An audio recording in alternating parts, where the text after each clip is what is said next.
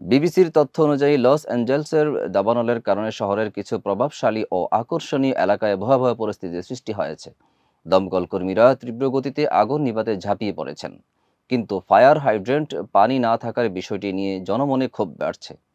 এখন পর্যন্ত 11 জনের মৃত্যুর খবর এসেছে এবং 1,53,000 মানুষকে ছাড় দিতে নির্দেশ দেওয়া হয়েছে।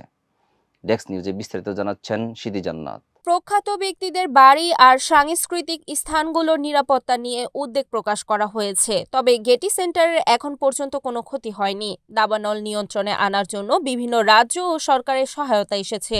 গভর্নর গেভিন নিউসন জরুরি তদন্তের নির্দেশ দিয়েছেন এবং আগুন নিয়ন্ত্রণে দমকল কর্মীদের পানি সংকটের জন্য ক্ষমতাসীনদের সমালোচনা করেছেন। এদিকে লুটপাটের চেষ্টার কারণে ওই এলাকায় কারফিউ জারি করা হয়েছে এবং নিরাপত্তায় ন্যাশনাল গার্ডের সদস্য সংখ্যা বাড়ানো হয়েছে।